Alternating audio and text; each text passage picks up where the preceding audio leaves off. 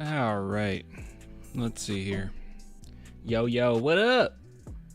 What's good, man? Junior Fort. Larry said he got to go. All right, man. You take care. It is a random Sunday or Saturday, that is. Let's see. Crazy Grizzlies are already out. I have not been keeping up, and I'm really upset with myself for missing that Clippers game because I saw how it ended. So they're 2-2 now, right? Oop, I didn't realize I still had this up.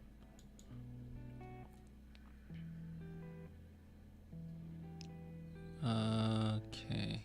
I messed that up. Yeah, they're 2-2 now, right? Right, guys?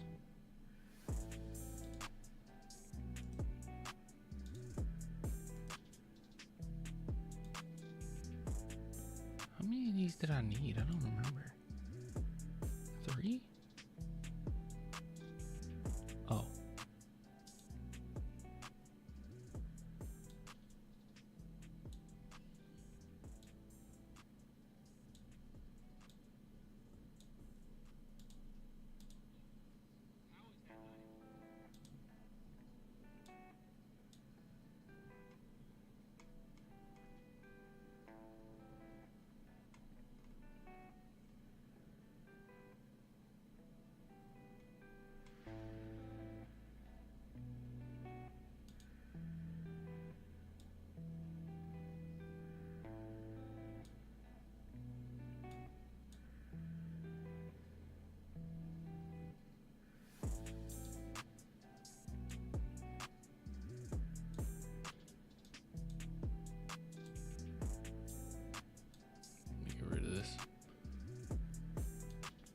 Game 6?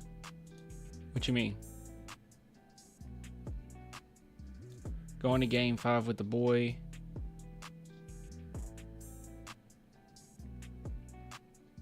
What? Wait, they're about to be in game 5, right? The Clippers? Because the Thunder Twitter. I can't have the Thunder win it all. What's wrong with the Thunder's Twitter? You gotta say things and like I don't even know what's going on.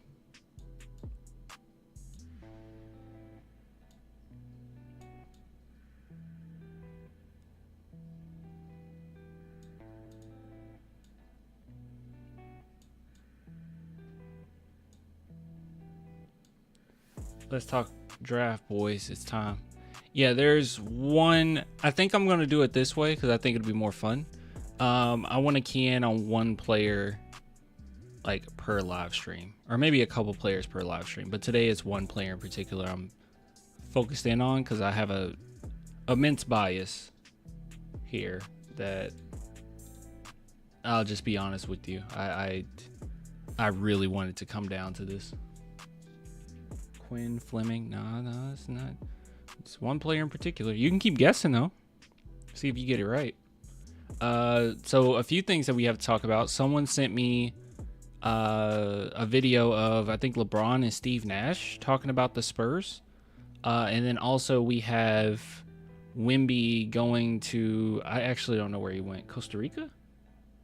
Nope. Carter Bryant. Yep. Yep. There you go.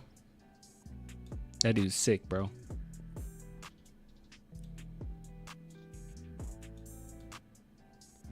Yeah, Brian is who I want.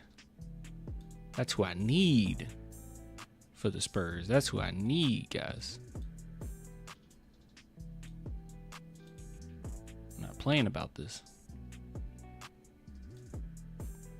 Just give me a second, setting some stuff up real quick.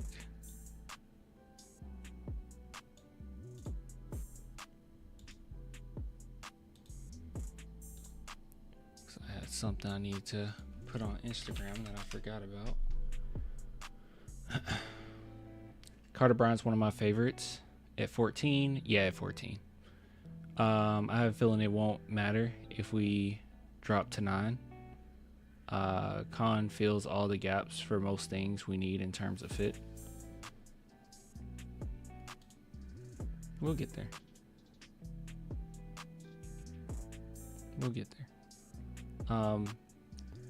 So far things can change, right? Because like I haven't been fully invested in NCAA this year.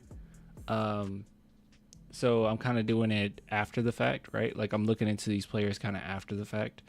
Looking at scouting report things, scouting report breakdowns, talking to a friend of mine who's really into all of the, college basketball, right? So like he knows so much, and then basing my opinion off of all of those things. It's not fair to just like look at highlights because that's man, that does not give a good picture of a player at all.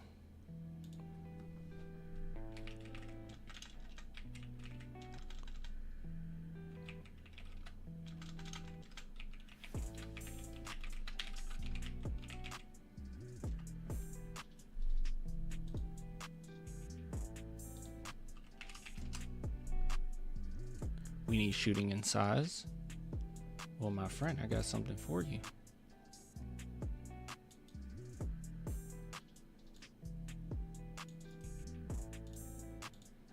Like I said, just setting some stuff up. Also allowing some people to get in. I'm not expecting a lot of people tonight. It just is what it is. Carter Bryant, I love him, y'all.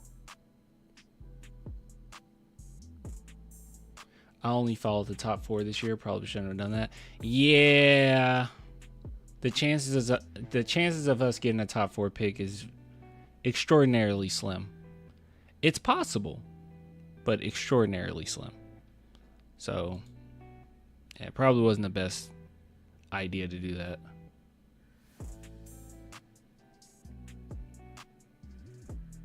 I'm not huge on fit right now. Look at the Thunder, positionless, but they're so deep. That's a good point as well.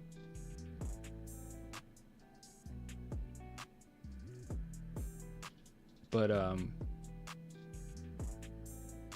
I do think Carter Bryant has upside. So I don't think it stops here. I don't think he hit his limit. There's one player I was looking into that I really liked, but what made me hesitant on him was because I thought that he hit his limit already.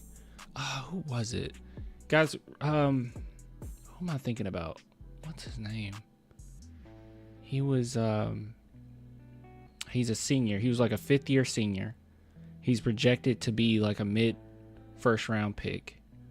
Very good player, but he might have already hit his ceiling. Hold on. Let me I'm going to switch out this cord cuz I cannot hear things perfectly.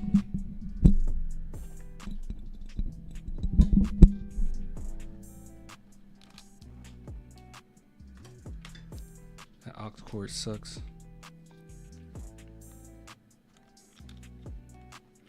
There we go. Remember Carter Bryant's rate wasn't that high. Also, he has high potential. His what wasn't that high? Ish rate? Yep, that's it. Clifford. Clifford. Yeah, that was the guy. Cause I was like, man, he's really good. I really like him, but I'm a little hesitant because I'm like, this might be his ceiling. Like, is he gonna get, like, as far as the skills that he has? Yeah, obviously everything gets better when you get in the NBA over time, but as like, what is there gonna be more to him? That's one thing that kind of like makes me hesitant about him. Happy Fiesta, San Antonio. Oh crap, I didn't know today was a thing.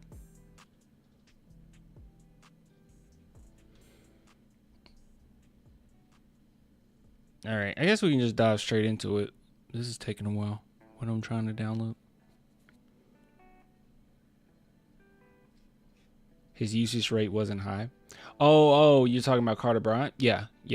I don't know if you guys want to start with that or let's not start with that. Let's start with this.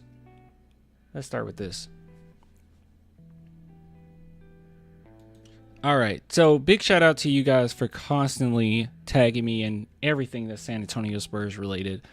Basically what I do is I just save it and then I just go back to it when we're actually live, right? So I have not looked at this, but apparently our boy Wemby is on the road. I don't know. Let's translate this post. I don't even know what it says.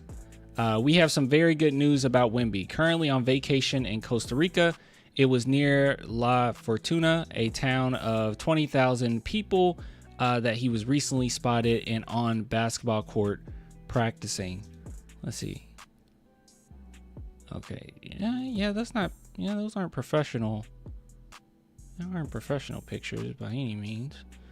Okay. 1, Wemby was able to take the plane without fear. That is good news. So 2, he returns to playing basketball without any worries. And 3, the Spurs validate this process without veto. So one thing that people did worry about, because when it came to the blood clot, they were worried whether or not he'll be able to travel, right? They were like, is that going to be an issue? Because sitting in a plane for too long can be pretty rough on someone that's dealing with that. But apparently everything was fine. Everything was smooth. He's good. He's good to go. Fan of Costa Rica. He had already been there last year. Victor is gradually returning to the courts with some beautiful first images. All we want now is healthy, some beautiful local beaches, and a comeback at our own pace, 100%. For show. And now I thought this was pretty cool. So they also spotted Wemby working out, playing some soccer or football, as the elites would say. Oh, good. Okay, good thing I got this muted, guys. It's literally music playing. I did not expect that. You guys can't hear it, but you can see he's getting them that work.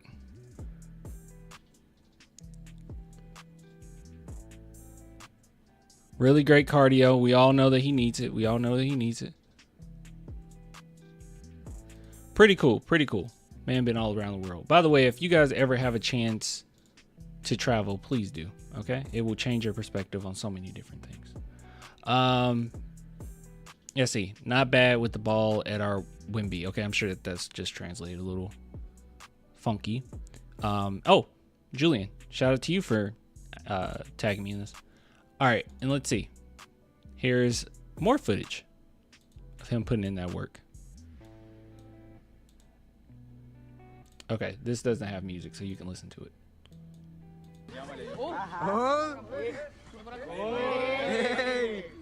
Okay, this is just unfair. Oh, why did it stop? Oh, okay.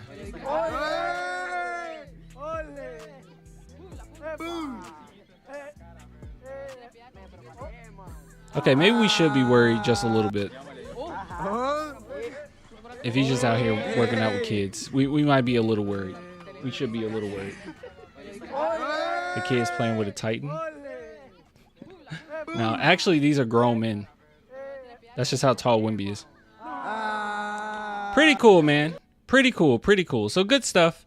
So if you were wondering what Wemby was up to, obviously we keep up with everything San Antonio Spurs related, and our boy currently is in Costa Rica working out. I guess the biggest part of the news here is that he was able to take a plane and he's fully okay. Obviously, he seemed to be in good spirits. I mean, we saw Wemby not that long ago, right? Like with the end of the season interview and everything, he seemed fine. But yeah, he's okay. So don't worry too much. And honestly, guys, over time, my opinion has been changing just a little bit. I've been talking to more and more people when it pertains to Wemby going to play basketball over the summer. And with the blood clot and everything, I'm starting to see where people are coming from. It might be a decent idea for him to do that. So I'm not fully there yet. But you know, just give me some time. I think my opinion's changing just a little bit on that. But yeah, didn't really seem like anybody in the chat was really for or against it that much. I think it was mostly just me, but we'll see what happens here. Just from some of the comments here, from the dyed hair twists and now these braids. I like the braids, man. I like the braids. I like cornrows. I don't want to harp on it too much, but I caught up on your last live where someone said Biyombo was a better defender than Sohan, and I literally laughed out loud. Really bad, really terrible takes. I don't know what to say, bro. It's kind of crazy. I genuinely don't know what to say. The hate is, I can't decipher, but well, sometimes I can, but I can't decipher between rage bait and actual just bad takes. Like I can't tell because people know that I like Sohan, so that can't be a real take, right? He needs to get out some rust too. Yeah, that's what I've been thinking. That's kind of where I'm leaning towards. Let's see. Dame jumped right into the playoffs with his blood clot injury. Yeah, we'll be fine. Won't be any issues whatsoever. So just wanted to show you this ending segment. Good stuff.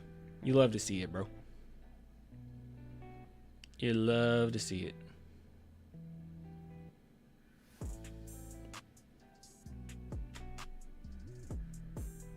All right. Cool. Hold on. Wasn't there something else I was gonna... Oh, here we go. All right. Here we go. Next order of business, chat. Next order of business. And this person who tagged me was very adamant about this, okay? This seemed pretty angry, okay? Be sure to credit me. All right? He said, be sure to credit me. I'm crediting you. I'm crediting you right now, my friend. So Allentown Standards, follow him on Twitter. I'm crediting you. So this is apparently King James, LeBron James, and Steve Nash talking about the San Antonio Spurs. And I'm always here for it, okay? I'm always here to listen to what anyone has to say about my Spurs because I am conceited like that. Should I speed it up a little bit? We'll speed it up to 1.25. Mission. Inferiority. No, I mean, listen, I've been in finals where I felt like the opponent was just more worthy. You know, I mean, my first time going to the finals in 2007, you mentioned the Spurs. Yeah. You know, it's not when you more worthy. When you play the Spurs, not only are you trying to defeat the Hall of Fame players, you're also trying to defeat the Hall of Fame coach. Mm-hmm. Can I stop you there? Like, was Pop a spy in the military? Like, I'm serious. Yeah, sure. He spoke Russian. Yeah. He came from the Air Force Academy. Yeah, for sure. Like, I think he was on his way to be an agent for for the United States government. And you're trying to win a basketball game against him. Yeah, for sure. I always felt like there was a little bit of a disadvantage or a hill we were trying to climb just with Pop himself. For sure. You can send. Everyone always like downplays Pop, right? Like Pop haters, that is. But there's some big ones in mainstream media. But they always just try to downplay the man, bro. He genuinely was incredible. Like, probably one of my favorite Pop moments is when we went against James Harden, and he literally had every single player on the team physically show their hands to the refs to show that they are not, biting. And it worked. It worked. I'd never seen it. It looked ugly. But that's how much James Harden was taking advantage of the rules, right? So I don't know. He does so many small things that is just huge. And obviously they're talking about, some deeper strategies that he had against them. But, man, Pop's the man, bro. It's it. Like, okay, I have to guard Tony, Manu, Timmy. And then, you see, okay, maybe they may be a little tired this quarter, maybe. And then you look to the sideline and you got Pop over there, and he's like on the floor as well, but standing on the sideline. Right. So when it comes to like who blinks, and I think before you get to the blink, they never beat themselves. No. Yes, dude. Oh my God. If anything, that's what I miss, bro. That's what I miss. I missed that. I missed it. And it's because we're young, so it's not like I'm gonna be like, oh, this team sucks or Pop lost a stepper. It's none of that. It's just that the team is young, right? But God, I miss it. I miss when we didn't shoot ourselves in the foot. I miss when we didn't lose games. I miss that we actually had to genuinely be beat. It was so rare. It's so rare for the Spurs to beat themselves that I could literally think up certain games where we beat ourselves. Like, it was that rare that happened. Like, I think even games, I even think of games where we beat ourselves, but then we still won, right? Like, I think of Manu Ginobili against the Golden State Warriors in the playoffs. It was with the Young Warriors, and it was the Manu Ginobili 3-point shot to win it. I think we were in double overtime. We were in double overtime, and he hit that game-winning shot, 3-pointer, which was beautiful, right? But he was shooting himself in the foot. Right, like he was making some key mistakes during the stretch taking some really ill-advised shots, and Pop told him, hey, just stay out of the way of this next play because you're screwing up too much. And then he ended up hitting the game winner. It's like even times where we would shoot ourselves in the foot, we had the right mentality and the right maturity to be able to come back from it. Man, God, I miss it. We'll get back there, but Your point prior, their habits. Yeah. They were resolute about their habits. So can we watch the clip of the Manu? Okay, I'll just see what I can do here, okay? We can't watch the clip, but I can slow it down. Dang, chill. No, I'm gonna slow it down. Manu game winner versus Warriors. All right, we can slow it down. My camera just blinked. All right, give me a second. Leonard will inbound. Okay. All right. So this is the play. Manu literally out the way of the play. They're worried about everybody else. Basically double team Tony here. Down 27-26. They're not expecting a 3-point shot. Leonard passes to Manu. He hits it. Crowd goes crazy. I remember this because I was still living in my parents' house. And I remember waking my dad up he's not even a Spurs fan, but I remember waking him up because I was going crazy when we went into double overtime. I was like, this game is insane. You have to watch it. And I woke him up to watch it. I was at that game. I lost my voice. That is so cool. The best Spurs game I've been to was in Memphis, and it was in the playoffs, and it was when Manu had that brace on his right arm. And he hit that half-court shot before halftime. That was really cool. But yeah, that's all I can show. Anything else, you just got to kind of do it with images, you know, because they will get you. They will get you. There you go. That's all I can do. All right, where were we? There we go. they never beat themselves, and that is exhausting for the other team. Yeah, absolutely. Absolutely. You know when you go into a series, you know, versus a Greg Popovich team, versus a Bill Belichick football team, you know we have to beat them. Right. They're not going to beat themselves. You know that. So you're already mentally drained before you even get into it. It's like you start to put more pressure on yourself saying, we got to play perfect basketball, Right. which is impossible. Right. But you put that extra pressure on you because you know they're not going to beat themselves. So that's where we talk about the blinking game. Yeah. It starts right then and there. That's a great point. You know, it starts right then and there saying, okay, how can we make the greatest team? Unironically, the San Antonio Spurs was LeBron's biggest challenge in his career. And he beat them once. And he lost to them twice.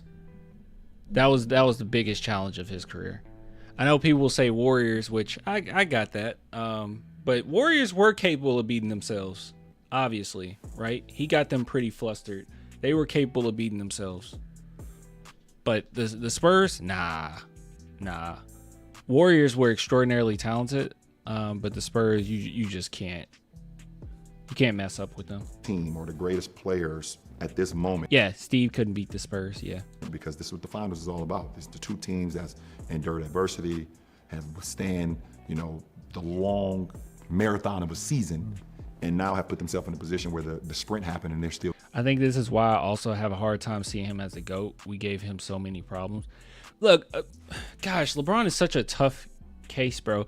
I'll be honest with you. This is just going to be my personal thing on why I don't say that LeBron James is the GOAT. It's all mentality. Like, I think back on, you guys remember when J.R. Smith made that terrible mistake in the playoffs, right? It was the finals, right? That was the finals. Yeah, that was the finals. In which, like, he was just not aware of what was going on at all, right? Like, low basketball IQ moment. And you remember how upset LeBron got? And in that game, he had like 50 points. Like, LeBron was killing the Warriors, like destroying them. But this game in particular is kind of why I don't see him as the greatest of all time, because after that play, He was really upset. Then he sat away from his teammates, which I thought was a little strange, but okay. And then he just gave up in overtime. He was not engaged in overtime. Go back and watch that game. He was not there, bro. There were times where he had Steph Curry on him, and he didn't take advantage of it anymore. He was aggressive all the way up to that mistake. After that, he turned off. He was like, this isn't worth it. Like, and to me, that's not GOAT status, right? Like, I can't imagine other GOATs doing that. I couldn't imagine Tim Duncan doing that. I couldn't imagine Kobe doing that, which I think LeBron's better than Kobe, just skill-wise and everything about him, right? Like, he is better than Kobe. But, like, just mentality, I can't imagine Michael Jordan doing it. Like, but he turned off. He completely gave up. He just quit. And it was like that for the rest of the series. He wasn't fully in it. Like, it was like I'm getting my stats and then, kind of sitting back. And I know that Warriors team, even if you give it 110%, you probably had like a 30% chance of winning, with KD on their squad too. So I understood that. I wasn't expecting him. I was going for him. I wasn't expecting his team to win.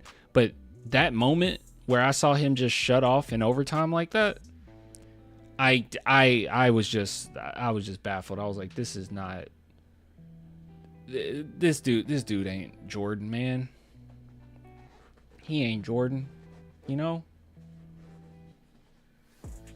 Said Kobe over LeBron. Kobe quit in the game 6 or 7 where he wouldn't shoot. Oh, against the Suns? Well, I guess it happens. I mean, I wouldn't say Kobe's the GOAT either. I would say that Kobe has more like a stronger mentality than LeBron. But yeah, anyways.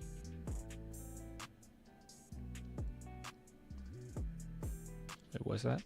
If MJ continued in the finals versus the Spurs in 99, that would be the toughest finals to watch. That would be incredible. I like that Matt Nasty mentality. I like that winning mentality. That's what makes a GOAT for me. Yeah. And LeBron, he's had that at times, but it's not consistent at all. I think the best version of LeBron was 2016, where I was like, oh yeah, in the finals, where he just broke down the Warriors, like destroyed them mentally. I was like, yeah, I get it. People saying the GOAT, I get it. But there's been many times after that where I'm just, okay, you're just kind of giving up. I don't even know if he was actually cramped versus the Spurs in 2014. I don't know. Still here. How can you make them blink? And then another thing too, I could just bring this up too. I don't mean to just harp on it because I do like LeBron.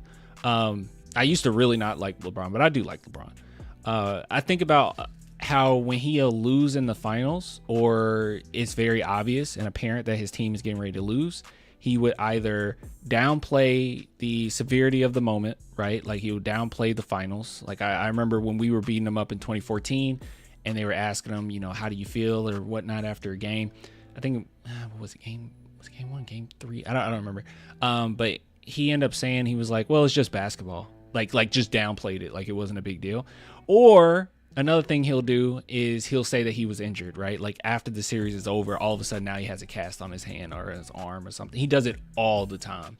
And I don't know. It just seems a little performative. And how can you see and know there's maybe a little small chink in armor? Right. And once it happened, it's like a fighter, in the 10th round who's been going blow for blow, and he finally sees that other fighter kind of stumbles and hit the ropes. We've all been there. We've all been there, and I've been on both sides. Both sides. I've been on both sides. I've been a fighter that hit the ropes and was staggering, and maybe hit the ground, standing 8 count, whatever. And I've also been the other one that's pressed the fighter into the corner. Right. And that's just the challenge. That's just how it goes. It's a great example or a great portal into leadership too, though, because when you're the team that's stumbling, standing 8 count. Yeah. That. By the way, I want to say this too about LeBron. Whenever he retires, if he decides to do a podcast of his own, well, I guess he already kind of has one, right? Is the barbershop all LeBron? I actually don't know. But if he decides to do it, I would love for him to be part of the new media, because I think LeBron actually is fair. Like that's one thing that's really cool about LeBron, though. Like as great as he is, I think he's genuinely fair when it comes to other players, right? Like I don't think he'll end up being like one of those old heads that jump on these podcasts and just like Shaq, right? And just say like this player just needs to step this player. And maybe it's his own mentality and how he approached basketball and life in general. But like, I do think that that's nice to have someone as great as he is to be able to talk about like upcoming talent and it not be like judgmental, right? Like it be pretty even keel. Like I like that, right? I'd rather see him as a head coach, be better head coach than media, in my opinion. I think LeBron is really great at talking. Like even this small conversation is fun to listen to, right? But yeah, I do like LeBron for that because I don't think a lot of great players you'll get that out of them. That to me what great leadership is. It's not the talking. It's not 30 and 10. No. It's reliability in your approach, mentality, fight, and spirit. Yeah. Right? You got to be able to win when you don't have your fastball. You know, you don't have your best stuff. You got to find a way to win as a leader, and you have to try to drag your team and make them believe that we can win even if we don't have our best stuff. So it's often there's adjustments happening. Mm-hmm. Then there's standing 8 count, and then they overcome that. Now the series has changed again. Talk to me a little bit about, usually a team blinks. There's an adjustment, then there's a counter adjustment. Mm-hmm. And then at some point the adjustments stop. And it might be after those first 2 and we go back to let's do what we do best. Now it's back to like who wants it more. Mm-hmm. And all those things, the spirit, the connectivity, the will. Mm-hmm. That now the game is about that. It's Giannis, Jokic, Tatum, Curry on 22, Kawhi 19, all far more impressive final wins than Bron in Miami. LeBron was nasty in Miami, but at that time, yeah, that was a super team and wasn't really much you could do about it.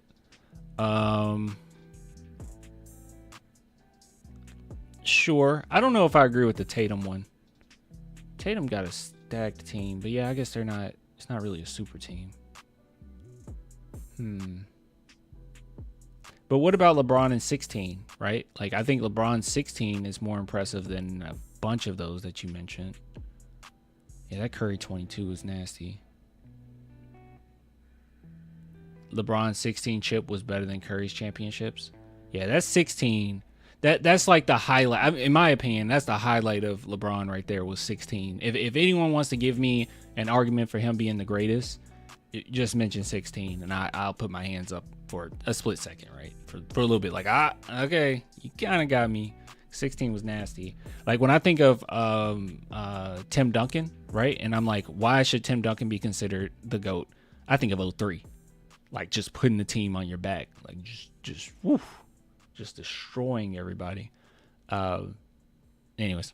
We know each other too well. Right. We've made the adjustments. Yep. You're not going back there. Yep. We got over that. We're not going back here. You got over that. Right. Now it's just back to who won. Yeah, you almost look like you're competing versus yourself at that point. Right? The Mavs series was very bad for him. That was pretty ugly, yeah. In Miami, that was pretty ugly. Yeah. Yeah, you're basically looking in the mirror like, I am competing versus myself. I will not give up. And I can't, until it's over and done with and zeros on that clock, I am competing versus myself. Right. It's not even me and you anymore. It's not even about the opponent. Right. He knows exactly what the hell I want to do. Right. I know exactly what he want to do. I know the sets, I know the commands, I know the calls, I know everything. How can I not allow myself to waver too much to the left, too much to the right, too much up, too much down? How can I stay right here, focused, and as the leader of the team, also project that to the guys? Yeah, you know, that is the ultimate when it comes to those moments right there. Yeah. That's the ultimate. Man, I would give anything to be in your shoes right now. This cover's right around the corner. Going back to the playoffs, the best. Bron 16 is legendary, but all the other antics taint that one. I won't say it tainted because, I mean, it happened, you know? Like, I don't want to say, like, it takes away from it, but I understand what you're saying. Like, it was a lot. It's a lot of... And it's not even... I'm not even, like, a LeBron... I think at one point I was genuinely a LeBron hater, right? Because I was so upset when everybody would say, like, LeBron's better than Kobe, and Kobe had all these championships up to this point, and, like, we're talking about LeBron being better than Kobe Bryant. Like, I was really upset about it, and I became a little bit of a LeBron hater. But as I got older, I do recognize how good LeBron actually is. But at the same time, like, even with me no longer really being a LeBron hater, I completely understand that perspective, Caps, because, dude, I got so irritated with some of these antics, man. And I don't just mean like people like, well, he flops. Whatever. Flopping can be annoying, but I mean, I'll be a hypocrite if I say like his flopping is what makes him not the GOAT. I mean, Manu Ginobili, he flopped all the time. Let's be real. He was the biggest flopper in the league, and he's my favorite player of all time.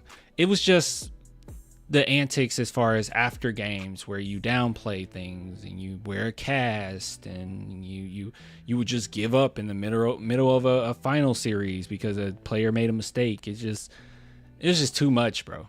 It's just too much. Listen, at this point in my career, like, I mean, regular season is fun, it's cool, all right, but I just only care about the playoffs. It's a drug. Yeah, like, the moment, I'm all about the process. Guys, what's going on with the Lakers right now? What are the Lakers versus Timberwolves? Are they 2-1? Are they up 2-1? I haven't been keeping up. I'm gonna start watching the playoffs more though. What's going on, chat? And I will always be about the process. Down 1-2. Okay. And to get to this point, but the postseason, when you have an opportunity, if you have a chance to win it, and you know you have the team to have a chance, doesn't always result into winning it. But if you have a chance and you know you have a fighting chance to walk into this ring and say, we can beat anyone. We can beat anyone.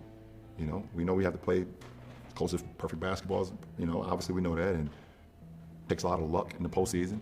We understand that, but when it comes to playoff basketball, man, it's definitely a drug for sure. All right, that was cool. Ant is a dog right now. Ant's kind of nasty, bro. He's kind of nasty. All right. Well, that was good. All right, so it sounds like I need to watch the Lakers series. It's from what you guys are saying. Sounds like I need to watch that. All right, we're ending a segment here. Once again, shout out to Allentown for showing me this. Yeah, I wouldn't have seen it any other way. I don't think anyone else tagged me in it. Let me see. Usually it'll show up down here. Oh, there was Allentown right there. Emergency pod. Even this mentality. Remember when Kawhi got tagged in and he was like, yeah.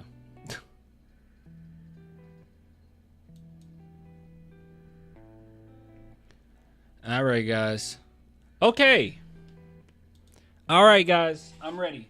I'm finally ready. Okay. I want to do it a little differently this year because we've been doing so many live streams where I kind of don't want to stop them, right? Like, I haven't done a video with just me in the longest. Like, I've had the chat involved in some shape, form, or fashion. And as you guys know, I created this channel initially so plenty of Spurs fans can come together and be able to talk amongst each other and all of us to just be one big happy family here, right? Because I remember growing up, there wasn't a lot of Spurs outlets. Like, there was blog posts, there was maybe one YouTube channel that people would check out, but it really wasn't that much out there, right? So like, that's what I wanted when it came to this channel. So let's just kind of keep it going, right? Doesn't mean that it'll always be this way, right? Like, I will eventually do some videos, where it's just me, right? But for now, I'm kind of enjoying this, okay? And I want to go over the draft. And there's one player in particular, and we can do this every live stream. We can go over one or two players, but I want to focus in on this one because I think I have an immense bias right now. And I'm trying to see it any other way, but I just can't do it. I can't do it. Cooper Flag? No, not Cooper Flag, Cam. Not Cooper Flag. We're talking about our boy. Wait, do I need like an image of him? We'll just do this. We'll keep it simple. We're talking about Carter Bryant. Okay? We're talking about, nasty. He is filthy. We're talking about Carter Bryant. So I'll just give you my thoughts on him. And I want to know what you guys think as well. So as we go on with this conversation, I'll just tell you my initial thoughts. I'll get all of the chat's thoughts and give you my 2 cents on that. So this is Carter Bryant, freshman out of Arizona. He is currently projected at, where was it? 16 last time I checked. Let's do Tankathon mock draft. Yeah, that's how that goes, right? Mock draft NBA. And let's see where they got him right now. Currently, he is projected. Wait, did I miss him?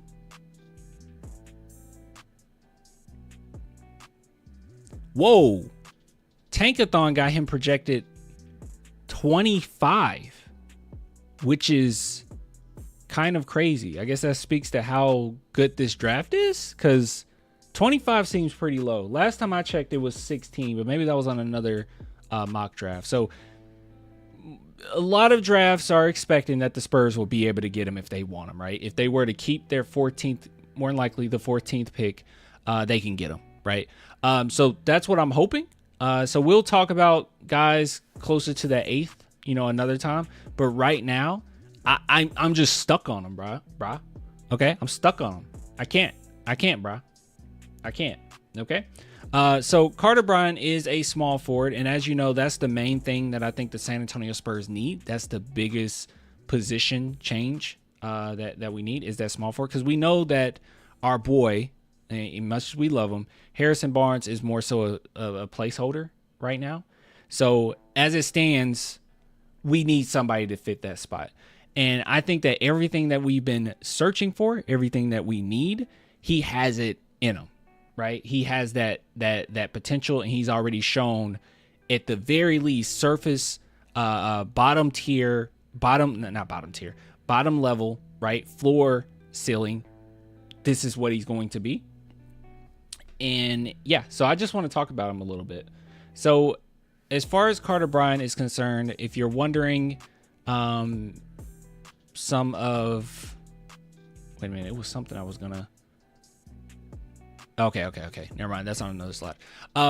So one thing about him, if you want to know about his height and everything, he's 6'8". He actually it doesn't have it listed here, he's a 7-foot wingspan, 220 pounds, so he's a pretty hefty fellow, if I do say so myself.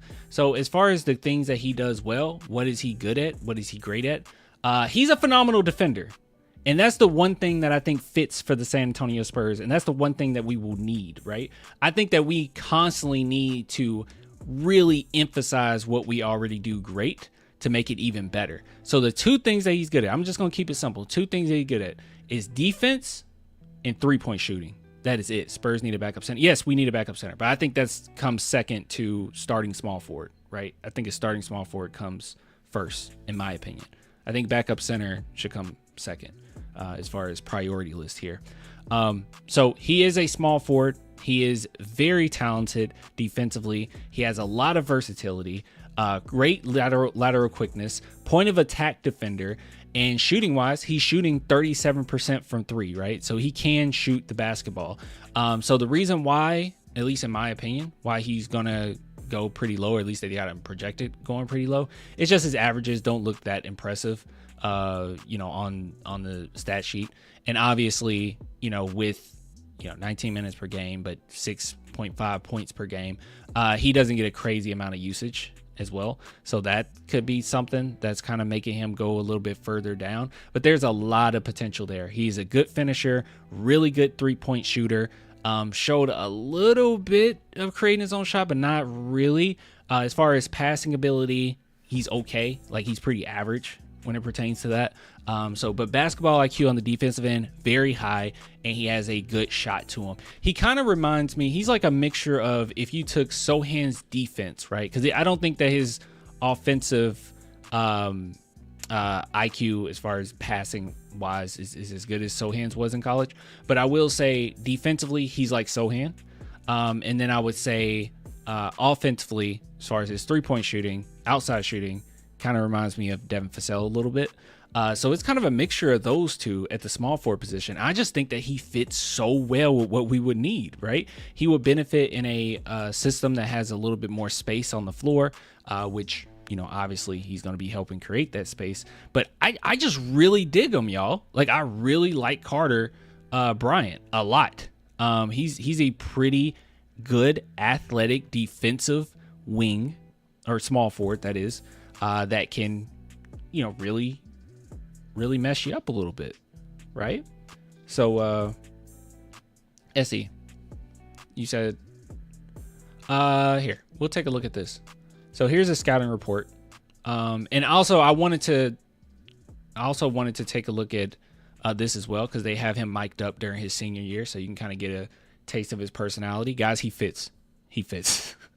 His personality, even his personality, as far as how our team is with you. I could just see him coming in and getting along with everybody so quickly. But this is what they have to say. Let's see. Bryant is one of the more naturally talented and intriguing long-term forward prospects in the country because he's not only physically gifted, but he has developing skill, passing ability, which, like I said, I think his passing ability is like average. Like, I don't think it's that great, to be honest. But if other people want to correct me on that, and obviously this is saying that they believe director of scouting here believes, yes, I think that he does. Sure. Cool. Whatever. And feel for the game. He's naturally long with a 7-foot wingspan. Oh, there you go. And now strong frame. He runs well and is good vertical athlete who can rise up explosively in open space. That's one thing I didn't mention as well. Like I didn't mention he's a good finisher. I didn't mention that. Brian has soft, natural touch and clear shooting potential. He's an excellent free throw shooter, 34-38. He's capable from 3 when his feet are set. So this was 33%. So this is like I said, this is during high school. But less consistent with his weight falls back on his heels.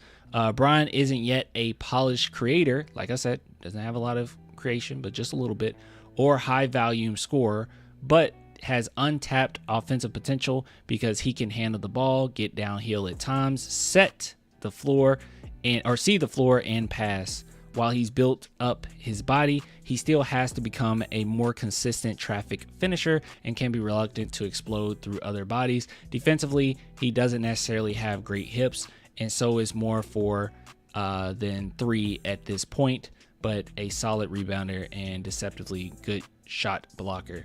So once again, like I said, this is high school that they're kind of talking about here. I think that they're talking about high school, right? Yeah. Okay. Okay. Pretty sure. Because some of the things he mentioned, I think that he has improved on quite a bit. And yeah, some of these, they're talking about high school.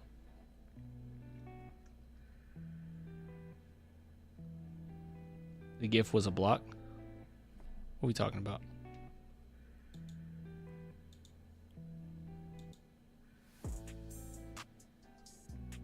Yeah. It was a block. It was him blocking. What do you mean? Yeah, it was him blocking. He blocked that shot. Yeah, Carter blocked that shot. All right, so I want to take a look at this. So this is him mic'd up, senior year of high school. Let's take a look. Can I make this bigger? I can. All right. This is our boy Carter Bryant here. This came by quick. Senior night came by quick. It might be all bad. My juice is going. I'm lying. I'm going to get a steal all of a sudden.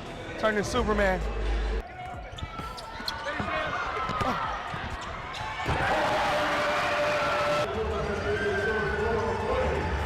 No, don't throw it here. No. Hey, your shoes untie.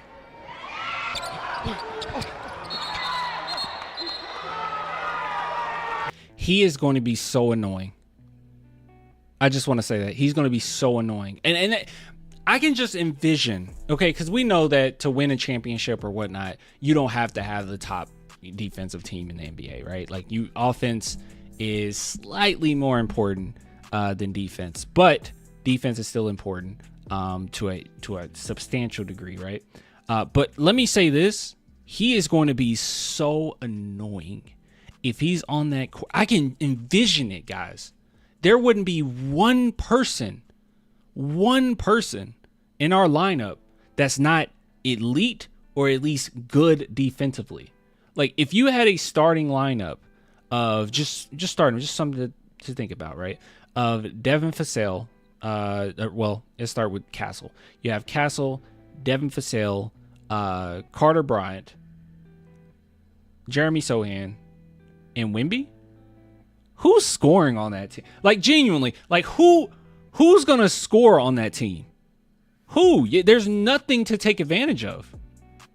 He's also, one thing too, I didn't mention this, I said point of attack defender. He's also a phenomenal help defender as well. But he is relentless. He is nasty, y'all. Fox? Oh yeah, what's wrong with me? Yeah, Fox. Yeah, I forgot about that dude. We did get Fox. But still, even with Fox, like, this is ridiculous. Like, what do you do? Right? Like, what do you do? No.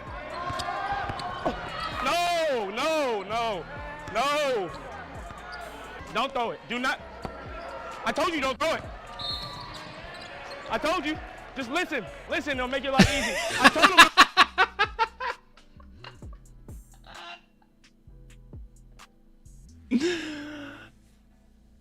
Bro, honestly, it's kind of funny because as great of a defender as all of our guys are, Wemby, Sohan, I mean, Devin Vassell to an extent, Steph Castle, they don't really talk trash like that.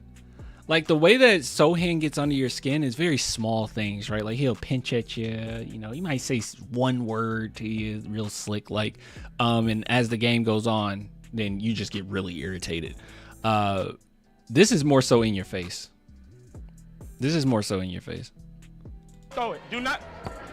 I told you don't throw it. I told you. Just listen. Listen, it'll make your life easy. I told him not to throw it. Should have listened. Are you hard-headed? My mama told me don't be hard-headed.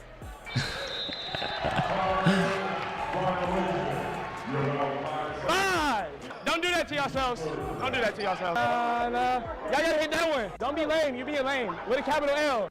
This came by quick. See? Good God. Good God, he's annoying. Good God. Sohan won't have to worry about guarding small forward anymore and focus on power forward. This dude's versatility, I think I mentioned it. His versatility is absolutely insane. It genuinely is insane.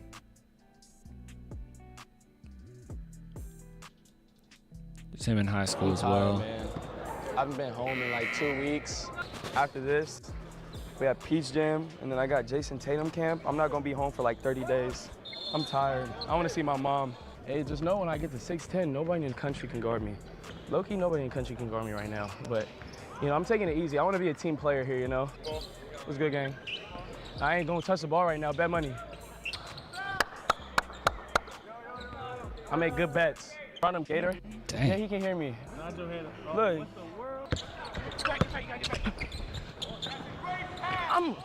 What I tell you, I'm the best. Yeah, that's the second time he's mentioned his mom, man. 6'8" passer in the country. Yo.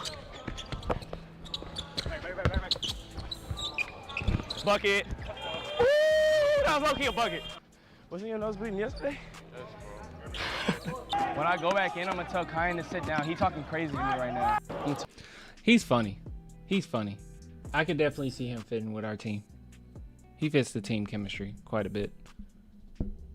Not sure if he's lottery good. I really like Carter Bryant. I just want to say that. I really like him. I think that he has a lot of potential offensively. But when we talk about like building upon what we already have, I could just see a complete nasty defensive lineup. Don't focus on the 6 points per game. His usage rate was lower. Who cares? Don't worry about that. Don't worry about that. All right? That's not how it works. It's not how it works. Look at our boy, for instance. I wonder if they can show like all stats here. Hold on. I want to show you. Actually, let me go to stats. Okay, they do. It doesn't matter. Don't think too much. You could take someone like Steph Castle, right? This year in the NBA, he averaged 15 points per game, right? 26 minutes. You go to him in college, 11 points per game.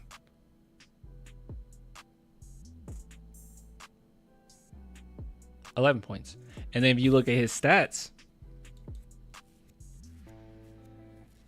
because it's pretty rough this year.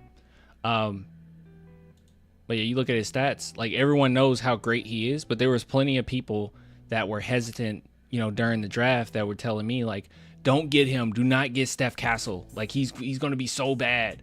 Look at his shooting. Like we don't need someone else that can't shoot. And now every single Spurs fan around the world loves him, right?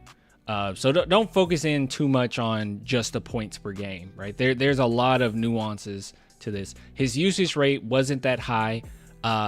But as far as like who he is as a player, he's pretty nasty. He's very strong, great versatility, quick on his feet, great with his hands, high motor. You know, these are things that you want. And he can shoot the 3-ball. Yeah. Anything else? I never listened to that. I always knew. Yeah. He just needs to be a 3-and-D player. That's all we need. Yeah, you can't worry too much on, like, is he going to be a superstar? Like, we have Wembanyama, right? We have Wembanyama. We have De'Aaron Fox. I really do believe in Castle as far as becoming a star. Maybe not a superstar, but a star in the league. Obviously Sohan, he fits his role and he plays extraordinarily well to what we need. And this will just be a starting small forward that has potential, but even if he is at that floor of what we think he could be, he's a 3-and-D player, a really good 3-and-D player. So yeah, teams are going to be suffocated with having a player like this. So I have a little bit of a bias right now. Obviously, as time goes on, we'll go through all of the different situations, players that the Spurs could be looking at and who they can go after. But as it stands right now, with me, I really like Carter Bryant. So yeah, I'm kind of hooked on him for our 14th pick. Also, here, you want to, just someone asked earlier and I didn't have it up.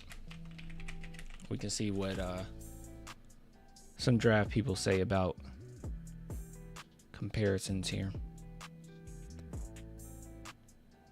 Okay, that's not a bad one. So NBA Draft Net here has a comparison to Kelly Oubre and Kevin Knox. Not mad at that whatsoever. So it says here, skilled and athletic wing with ideal physical tools for the modern NBA wing, measured at 6'8", with a smooth shooting stroke and explosive leaping ability. One of the top above the rim athletes in the class, showing the ability to finish alley-oops and transition with ease. Possesses good length and lateral agility. Let's see. Giving him upside to multiple positional defender. Shot the ball well as a freshman, hitting 37% from 3, 46% from the field with limited minutes. Keep that in mind. Limited minutes, right? He didn't have a crazy amount of usage.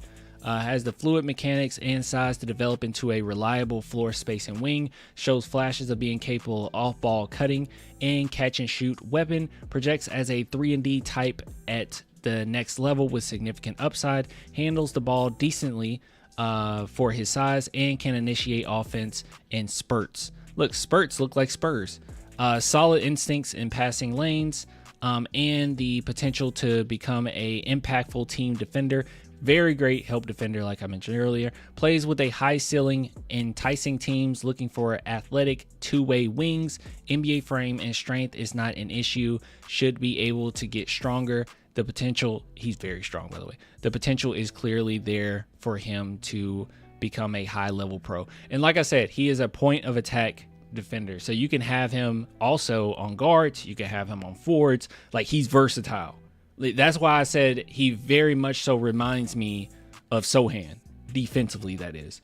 And then shooting-wise, with his stroke, he reminds me of kind of the early signs of what we saw from Devin. So it's a lot there, y'all. It's genuinely a lot there. Let's see. We'll look at their outlook. Carter Bryant is a high upside prospect with the physical tools and shooting potential that NBA teams covet in modern wings. He projects as a classic swing for the fences first round pick, likely to be taken in the 20s if he declares. Yeah. So more than likely, the Spurs have an opportunity to grab him if they want. He reminds me of Harrison Barnes, his size. But we'll get into more small forwards. Right now, this is the one I'm kind of hooked on, though.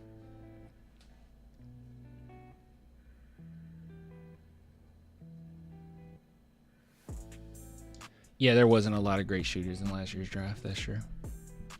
Khan. Yeah, that'll probably be the next one, honestly.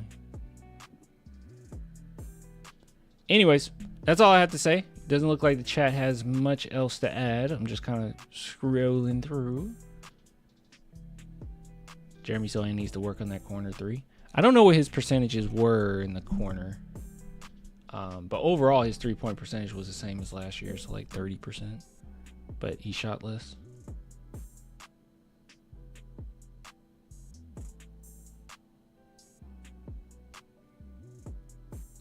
I don't think we want to spend too much resource at the backup center, especially our biggest is a center. Look at who backed up Jokic all these years.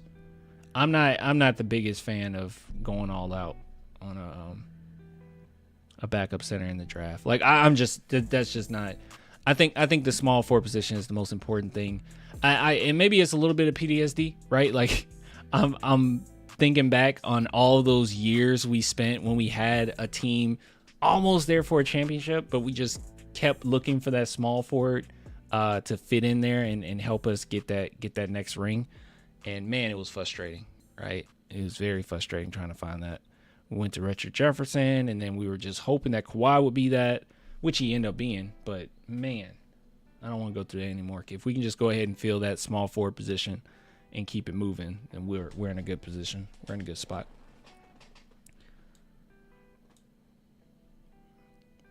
All right.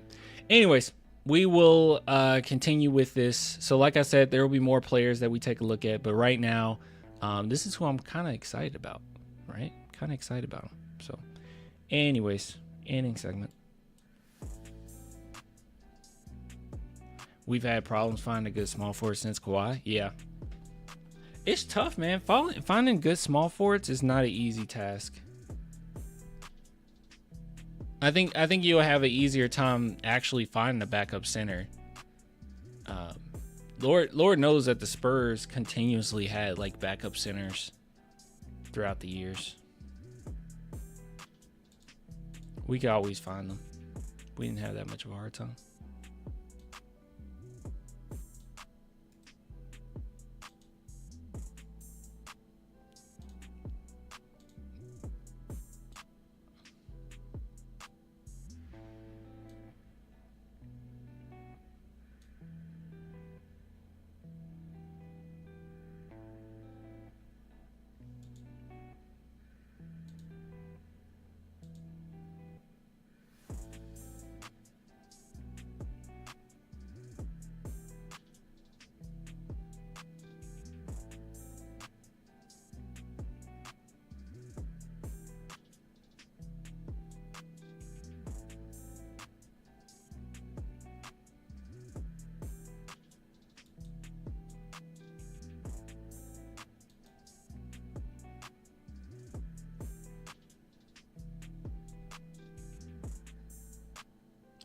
Sorry, I'm trying to see if this is something.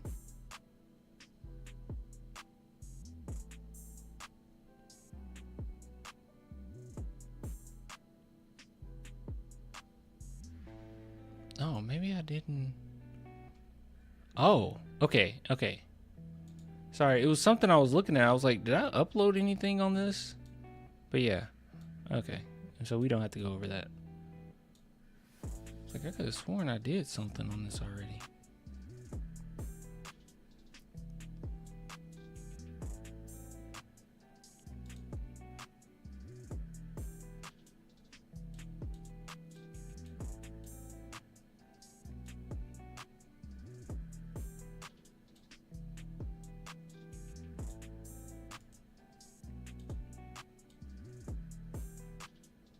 Guys, this is super random. Did you watch the Cowboys draft? No, I didn't. What did we get? I don't watch the. I've been, guys. I have not been involved in watching not the Spurs, the Cowboys in a very long time. It's been a few years now. Like I've been out of it. Like I don't care anymore. But what did they do? Was it good?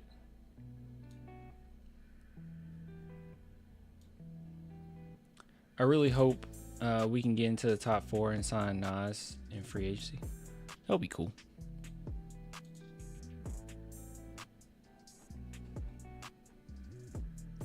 If the Spurs get in the top 4, would you like Ace Bailey? Yeah, like without a doubt, it will be Ace Bailey. Who's the? I mean, obviously we wouldn't be able to get Cooper, but you're saying top 4, so maybe you're insinuating that. It'll be Cooper number 1 and then Ace Bailey 2 for me right now. But like I said, give me some time. My opinions on things are going to change. That's why I want to gradually go through this.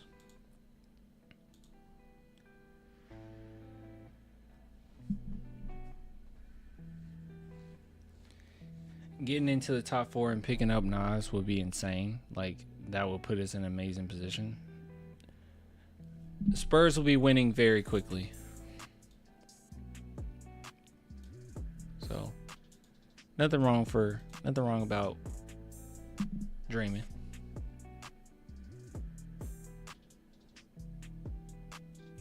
As far as cap space, we have quite a bit.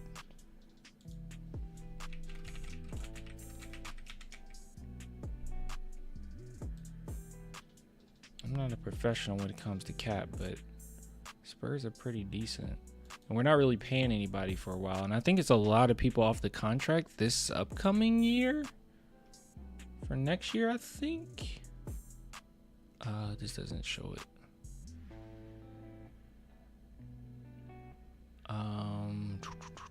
Okay. This isn't showing it. Where is it? Yeah, I'm not great when it comes to talking about cap.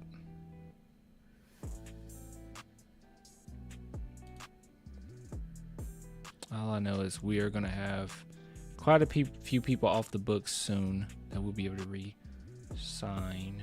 Oh, here we go. So, yeah. So, as it stands, so this upcoming year, Sandro will probably be gone because that's what it seemed like. I don't know what's going to happen with Chris Paul, but 26, 27 is when a lot of space opens up, right? And then you're going to have to sign some or make some re-signs and make some decisions here. Based on everything we've seen, I wouldn't be shocked. I mean, I think it's going to happen that Jeremy Sohan will take a team-friendly deal, that is. Obviously, Devin Vassell's contract is going down over the next few years. So Harrison Barnes probably will be gone. Chris Paul, if he signs, is probably one more year, right? Yeah, the Spurs have plenty of room here.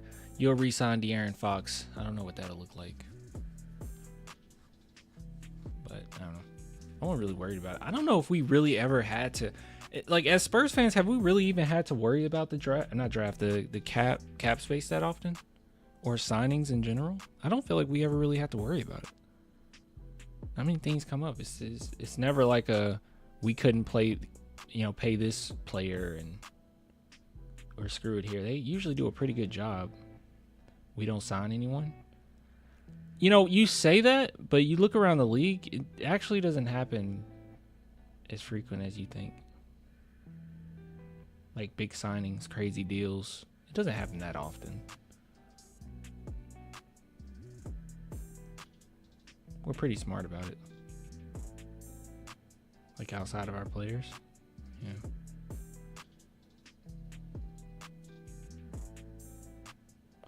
Feel like you have worries now today? What do you mean?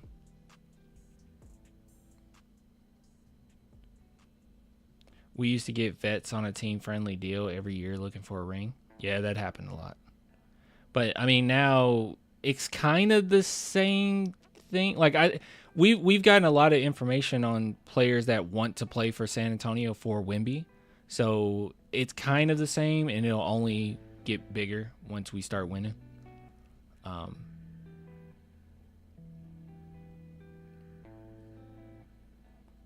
I don't know. There's a lot of people that want to play just with Victor alone. Like, that's their main reason for wanting to do so.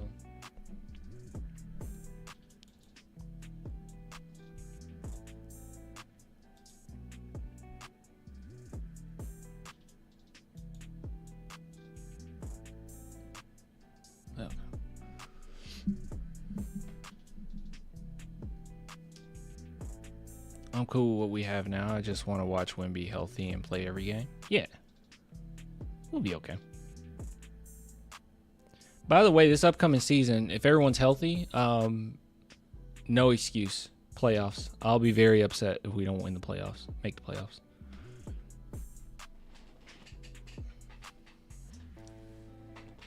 That will be my timeline. Playoffs next. No playoffs. I'm upset. I'm genuinely upset. That's what I expect. And you guys should expect that as well.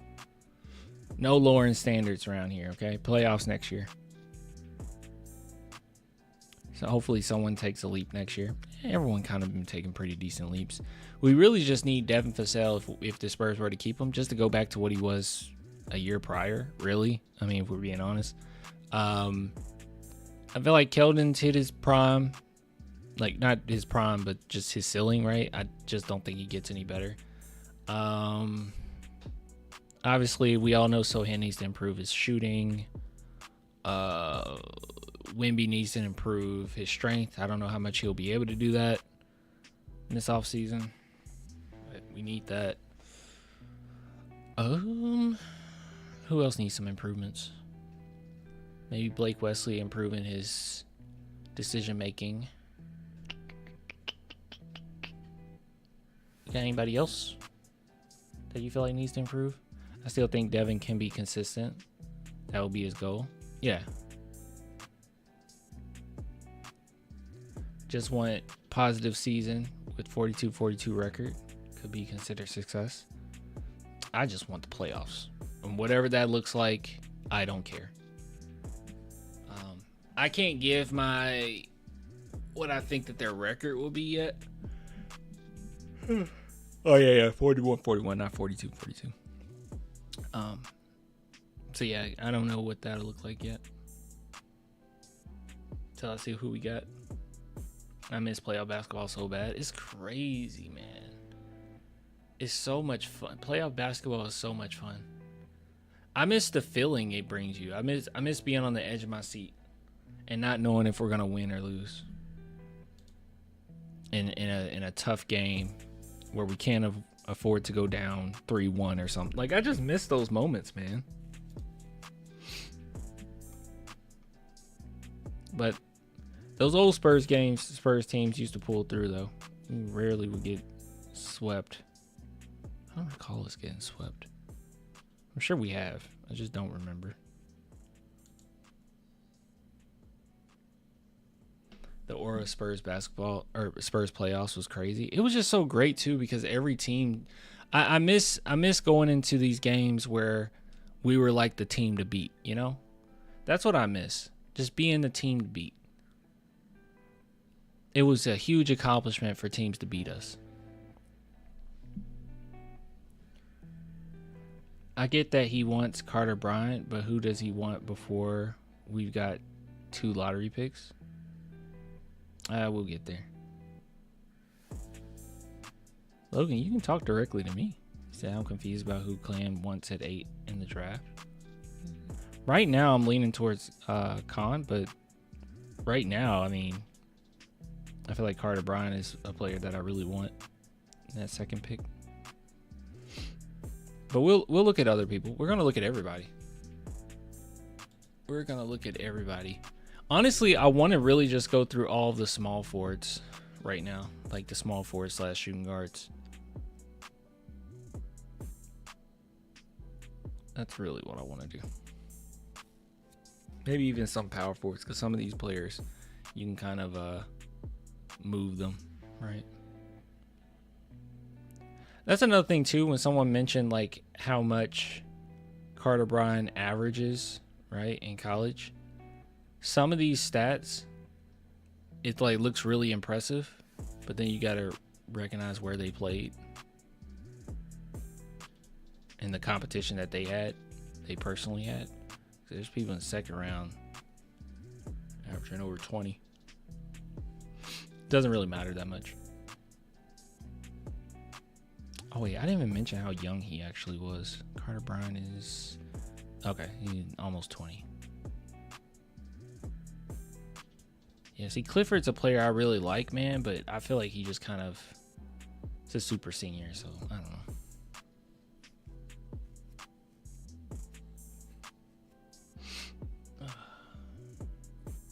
So his stats are the same as college? No, they're not. He's way more efficient. Way better. Especially shooting-wise. That man was horrible. What was his free throw percentage in college? It was terrible. curious.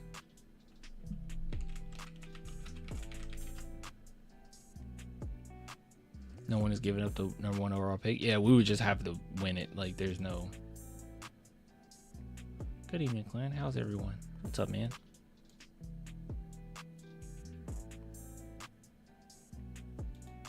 Let's see. Yeah, Sohan's free throw percentage in college was under 60%. Pretty horrible. 29% from 3. And now it's 30% from 3. And he's like in the high 60s. Wasn't he 70 something last year? Yeah, he's 70. He's about 70% field goal free throw percentage. So his shot is significantly improved. And his field goal percentage overall is the best it's been in his young, early basketball career. See that Fleming? Maybe Fleming would be the next person we go over.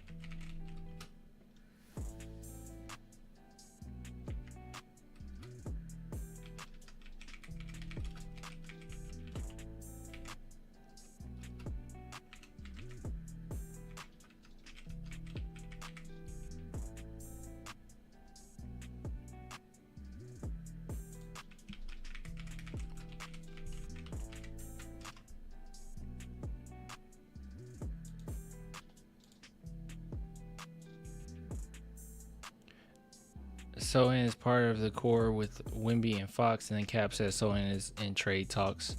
No, he's not. We already went over that. That rumor that got spread was by one Instagram account that in that description also had a lot of false information as far as who the Spurs were going after. Like, it had in there that the Spurs were going after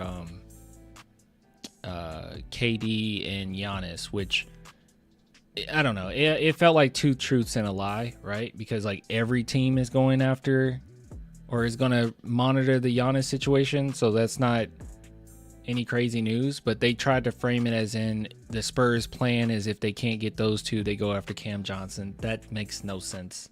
If the Spurs aren't willing to get rid of Keldon Johnson for De'Aaron Fox, what makes you think that they'll get rid of Sohan for that? That's ridiculous for Cam Johnson. That's not going to happen. And like, it was also like Cam Johnson, a first, like Atlanta's pick, and then and also another player. They're not doing that. The Spurs aren't doing that. It was two truths and a lie, because we knew that they asked for a lot for Cam Johnson, and we know that teams have been asking the Spurs about Sohan, and they've been saying no. That didn't change miraculously. It's just all smoke and mirrors. It's not true.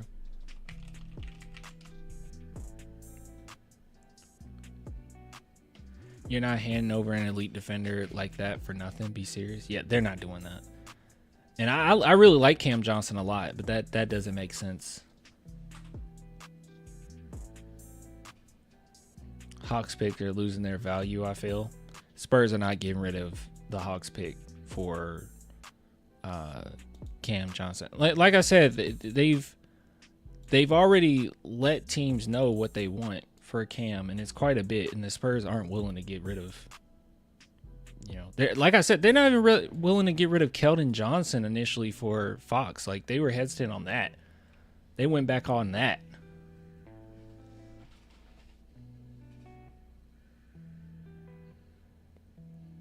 Where there's smoke, there's fire. And then Sebastian says there is no smoke. Yeah, that's the thing. There is no smoke. It's literally just one random Instagram account.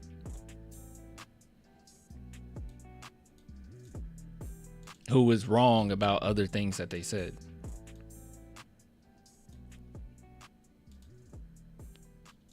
I think it's kind of messed up though that like some people took that one thing and it just spreads, and then people just like automatically say, oh, it's a rumor. Like, no, it's just like one random thing from a Brooklyn Nets page on Instagram.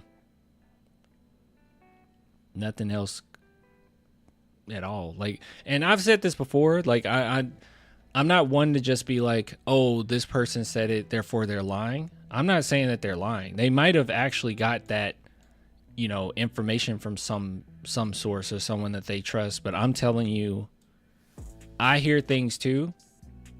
And from my understanding, there's been plenty of teams that wanted Sohan and the Spurs are not doing it. and we've kind of seen it with their behavior too. Like, I don't have to just say it. Like, you just see who they're willing to, or what players are they willing to like get rid of. It's very rare. They don't just give up players willy-nilly. And they're definitely not going to do it with Sohan.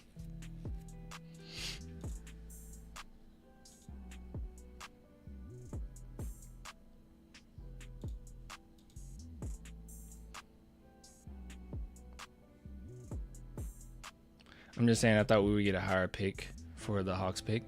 Me too. I thought that they would be worse this year. Unfortunately, they have Trae Young.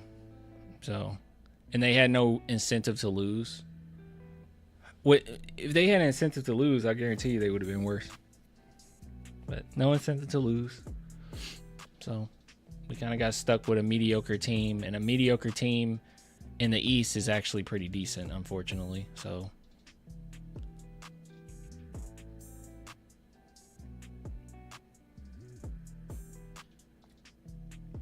I mean, DJ is trash now, so those picks are still fun to have. It's still a W for sure. Like, it's not like it ended up being a bad trade. Like, it was a W. They lost that trade. They lost that trade as soon as they made that happen. I still think back though. I still think back on like talking to people. I was so happy about the trade that like I wasn't even fighting people really. But there was quite a few people that genuinely thought like, wow, we got rid of DeJounte just for some picks. Like, it was genuinely people who thought like that. And I'm like, bro, DeJounte is not who you think he is.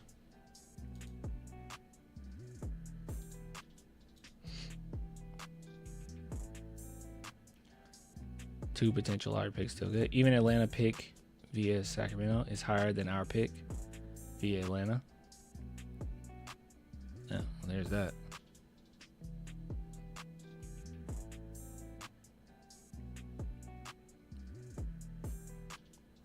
Yeah, who said that? Who said it didn't help? Did someone say it that it didn't help our chances? It would definitely help our chances because we have two teams that could get a top 4 pick. Two teams or 2 picks that are in the lottery that can get a top 4. Like, it helped our chances. Slim margin, but it helped.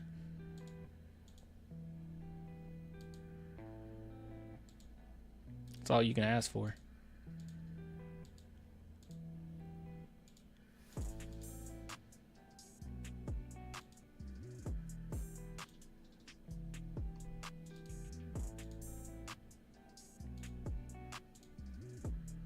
Yeah, Spurs hit on that one. I was one of them. I love DJ, but he changed. Nah, he was always the same, bro. I went over DJ so many times. And like I was known as a DJ hater. Cause I just didn't buy into I just didn't buy into him that much. Even funny enough, I actually was advocating for Derek White to start over him when Derek White was getting no minutes. I was actually shocked that the Spurs went in the direction of starting DeJounte Murray so early because I was like, this Derek White kid is better? I don't quite understand. And then there was a lot of stuff off the court that, because we're the Spurs, nobody ever cares. right? But I noticed it, and I would bring it up. And there was plenty of people in the chat was like irritated by it. They would be like, "Oh, you need to get over it. It's a new NBA now. He can do these things." And I'm just like, I don't know, bro. Something's strange. Something ain't right. Like how he had that back and forth with his dad, and his dad like straight up said that DeJounte Murray was always a bully. And we kind of saw it a little bit. There was a lot of gaslighting with him. Even when he left us, it was a lot of gaslighting, bro. He would say things. And then get on to us or get on to the fans for calling him out on it. Or act like he never said this. Like you literally went on an anti-Spurs podcast to talk trash about us. And then he act like, no, it's all love. Like what? He was bad with his influencer girlfriend. He was bad with it was so many. It was a lot of women that it was pretty bad with. Yeah, I'm not the biggest DJ fan. I'm gonna get on his IG and talk stuff. No, don't go mess with him. No, don't mess with him. I just don't really like him. I don't want to psychoanalyze someone I've never met, but he has narcissistic traits from afar. Yeah. It's just crazy that like you mention these things and people just, I don't know. Fans just don't want to hear it.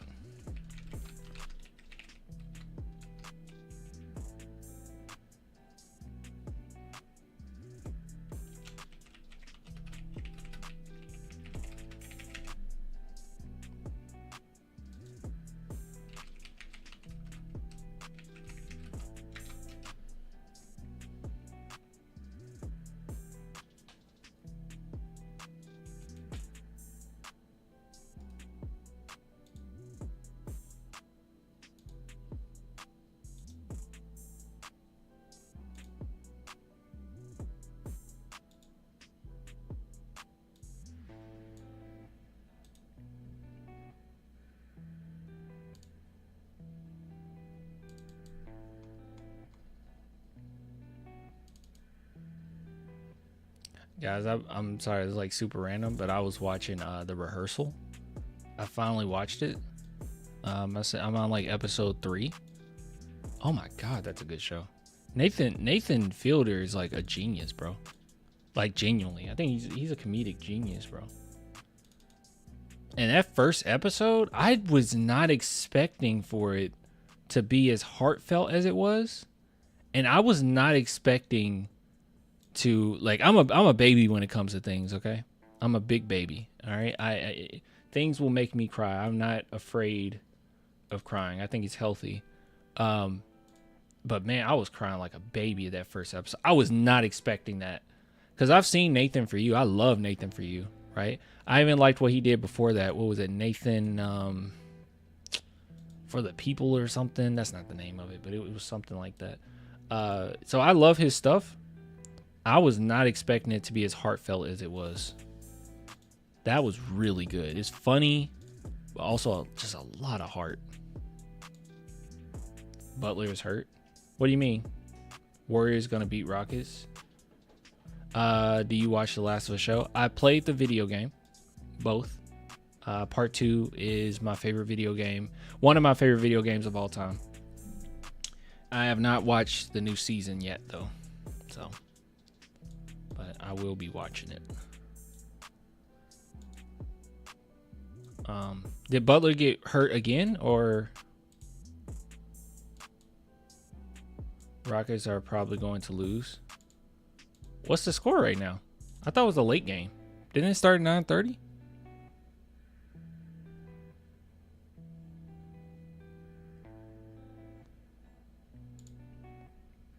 I'm all for the Rockets losing now. Don't threaten me with a good time.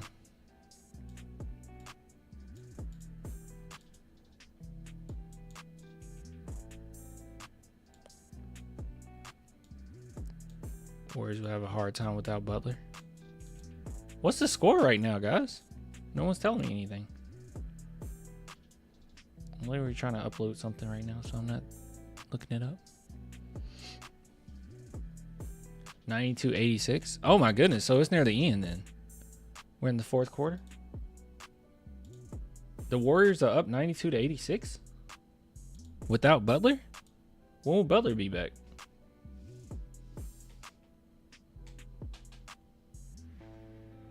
.342 to go. Okay. I'm gonna have to get off here soon so I can go watch the rest of it.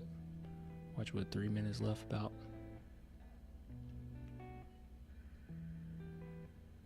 Is it on TNT? Because if it's on TNT, then I can watch it on Max. YouTube TV wasn't working earlier. Oh, I just saw Sebastian say, all right, Clay, gonna watch Sing Sing. Have a good night, bruv. All right, man. ABC? Oh, okay. Then I'll have to go somewhere else to see it.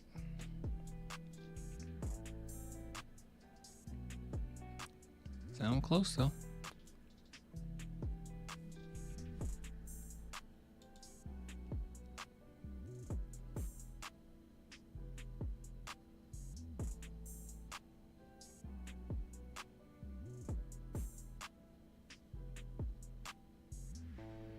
Frosty. Oh yeah, we just went over that.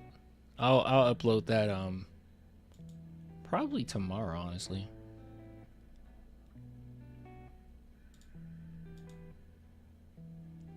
Yeah, we literally went over it earlier in this stream. What's up, Clan? What's up, Joshua? But yeah, if you guys haven't, I highly encourage you to watch the rehearsal. It genuinely is pretty great. Very creative. Very creative idea. So, well, actually, I'll just tell you. So basically, the comedian, Nathan Fielder, probably seen him forever. He's great. What he ended up doing is he wants to help people, which you kind of question, like, are you helping people or is this just for a show? Because he does some very questionable practices, but he's always been like that. So basically what he does is he gives people the opportunity to be in a program in which they can rehearse time and time again big things that they want to change in their lives, or a really difficult conversation that they have to have maybe with a loved one or a friend. And the way that he does that is he hires a bunch of actors, and the person participating in the program will interact with the actors continuously and bring up all these different situations. They create flow charts, just in case, okay, if the conversation goes this way, then we can go in this direction, just to prepare you for every variable that you can think of. But obviously, with it being human nature, you can't really you can't account for every single mishap to happen. Like, it's impossible, right? But they do the best their ability to do so to keep people prepared. And it's something that he does, I won't spoil it, but something that he does in episode 3 for this person, to get the full experience of the rehearsal, that, man, it just seems like it's really playing with your head. Like, it seemed very unethical, but it's entertaining as heck. And it's good. And it's funny. But yeah, just seeing how people will react in certain situations. But that first episode just had me crying, bro. Like, sometimes with our own anxieties, like, we can just have things build up so much over time, and we distort our thoughts so much in our head to the point where it just kind of cripples us. And that's kind of what happens with this guy. Like, it's like this, it seems like on the outside looking in, like it's the smallest thing ever, but to him, it's like this vulnerability that I would show is literally taking my mask off. It's exposing myself with the possibility of being hurt and the possibility of being alone. And it's just a powerful show, bro. It's a powerful show. But on surface level, you don't really see it. But like, as it goes on and you watch it, it's like, whoa, this is not, whoa. You know, we're complex, man. We are complex creatures. What the heck was that?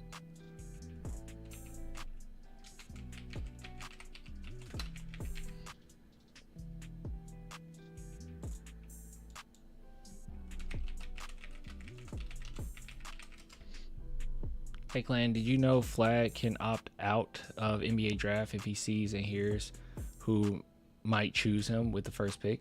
Let's say a bad team he doesn't want to go to says they want him. He can opt out and go back. I heard that he was I heard that he was thinking about, gosh, I couldn't say it. I can't say that. I can't say it. Okay, I'll say this. Hypothetically, you got me? You guys with me?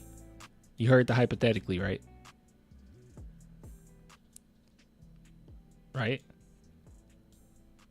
Just making sure you guys got the hypothetically before I tell you the hypothetical or thing that could have hypothetically happened. Hypothetically, he could see, for instance, if the Spurs, any way that he can get to the Spurs and certain options that he would have to try to get to the Spurs. Because hypothetically, he could want to possibly go to the San Antonio Spurs. That's completely hypothetical, just a scenario. Not saying anything. But just know, we do know this. A lot of players want to come to San Antonio. All right? Playing hypothetically and loophole. Yeah. But I heard, maybe, hypothetically, I might have heard he might be curious about that.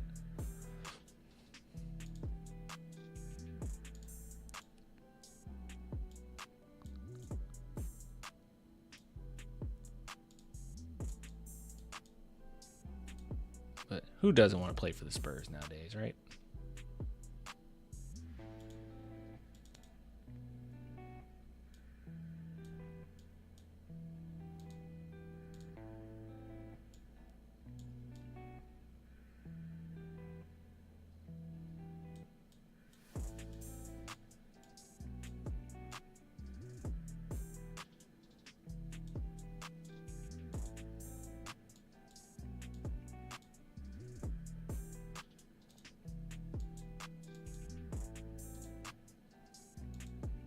That's the game Warriors won.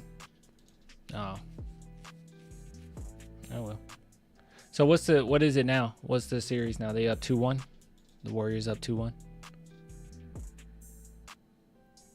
I guess they just needed that now that they know they don't have Butler for however long. I don't know. Did they ever say when Butler will be back, Clayton? But I guess now that they know for sure, hey, we don't have Butler, it's much easier to go into a game and plan for it. I mean, people got to keep in mind that this is a championship winning team, right? Like, they're not just going to lay down. Even when the Spurs didn't have all of their team or all of their players, you know, we were still very competitive, you know.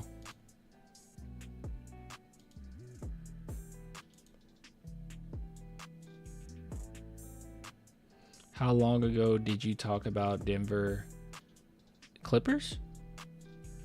I didn't talk about them. I mean, I might briefly mention them. That I need to watch that series, but I haven't been watching that series. I've been messing up, y'all.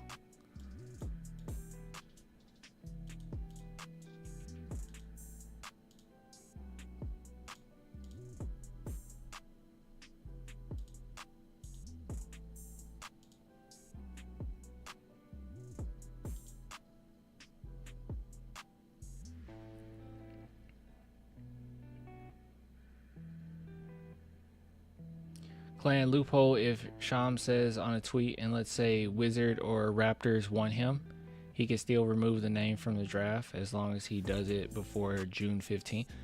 Dang, he got plenty of time. Flag is very competitive.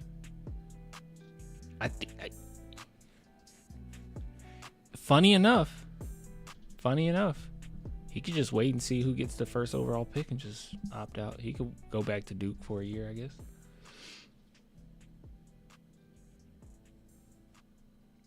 He's going pro. We have to accept it regardless of who wins it.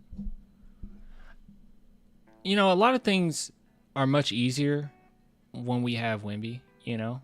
It's like that's the best case scenario, but like worst case scenario is we have good pieces and we have Wemby. You know, always narratives like this. Well, actually, Clayton, I have heard myself, hypothetically,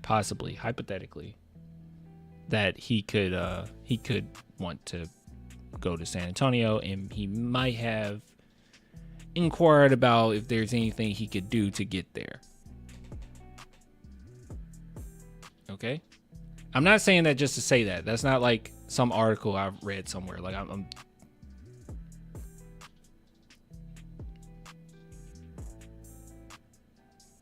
but more than likely you just go pro. I wouldn't. I mean, if I'm him, I'm not risking it. You know, I'm not risking it. If you can go pro, go pro.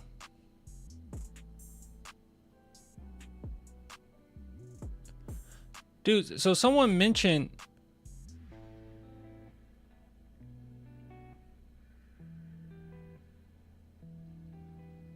that's so stupid. Okay, never mind. I won't bring it up.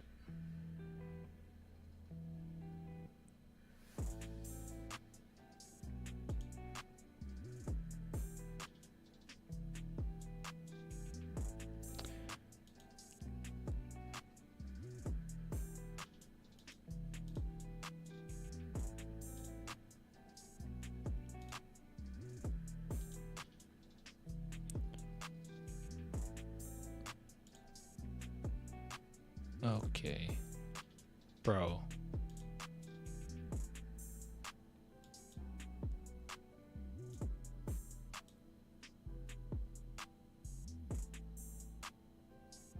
Bro.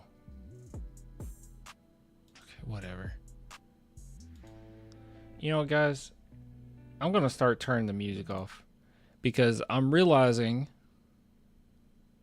all of my videos are getting demonetized because of it. So I'm gonna turn the music off. I'm gonna have to find something else. I don't quite understand why it keeps doing that. It's very frustrating. But oh well.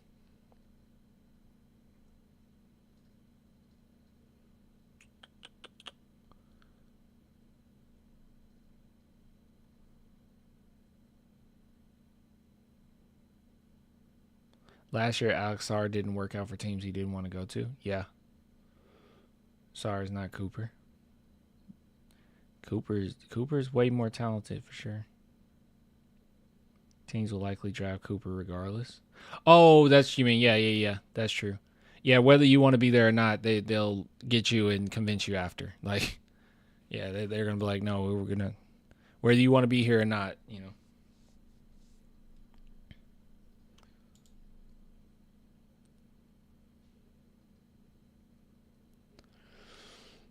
All right, I'm hopping off.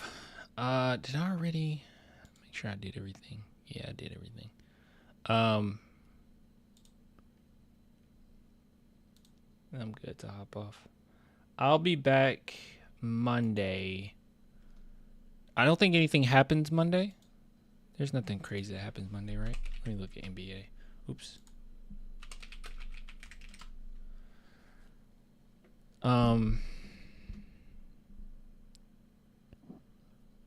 Oh, yeah, that's crazy. Warriors about to be up 2-1.